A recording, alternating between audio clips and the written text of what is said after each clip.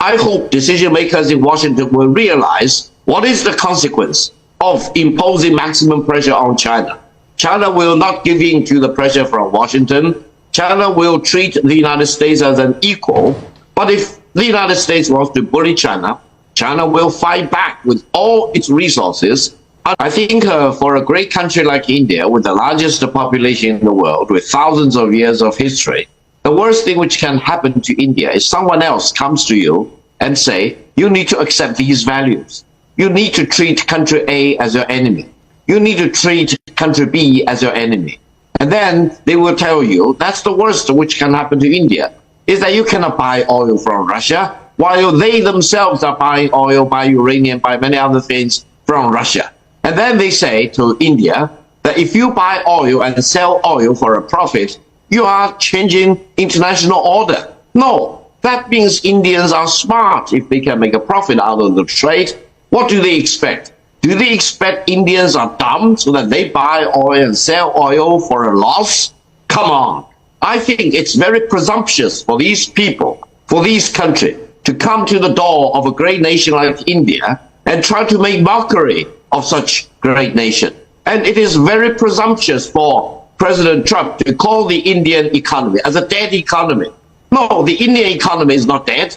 The Indian economy has great potential. So if the people in India believe in these proclamations that the Indian economy is dead, then you lose all hope. You need to make up your own mind and really strive for your own potentials. Now, the American panelists talked about China and China-US trade war imposed by the United States. China is ready to talk with the United States if they are serious.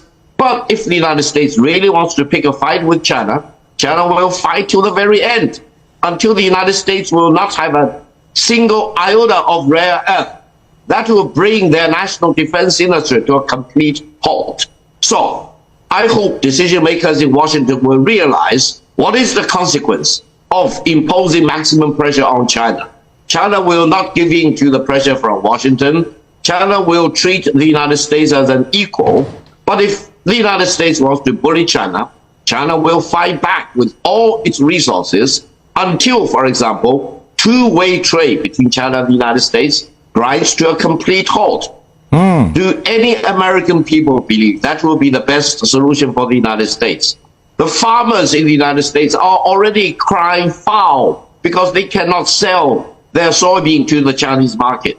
China is now buying soybeans and many other agricultural products from Argentina, from Brazil. So the American farmers will lose this season of their products. They cannot sell these products to the largest market in China.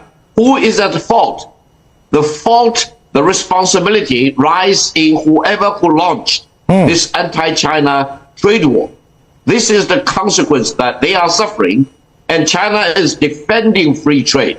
Tell any American that defending free trade is in their own interest, rather than against the Americans' interest. You want to respond to that, Dr. Dave Bratt? Yeah, well, first of all, I asked some of my free trade libertarian friends, can you do free trade with a Chinese totalitarian communist system? And it's laughable on its face. Free trade goes back to Adam Smith and free markets and the price system, right? And so China doesn't have free anything. They don't have free people. They don't have free markets. And their talking points, that was just a host of talking points, negative.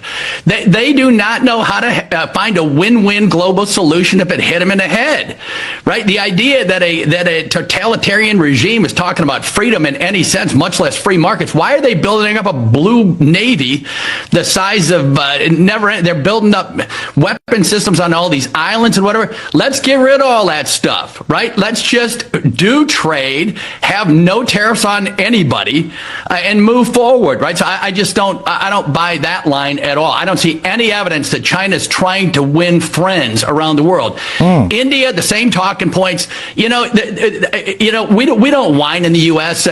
One of your guys was just talking about World War II, and we're killing people over here like Lenin and Stalin and what.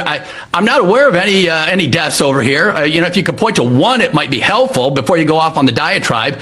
And just as a footnote, the U.S. won World War II, right? People might be marching around in different uniforms if it wasn't for the good guys, the United States of America, fighting with the Allies, chiefly among them Russia.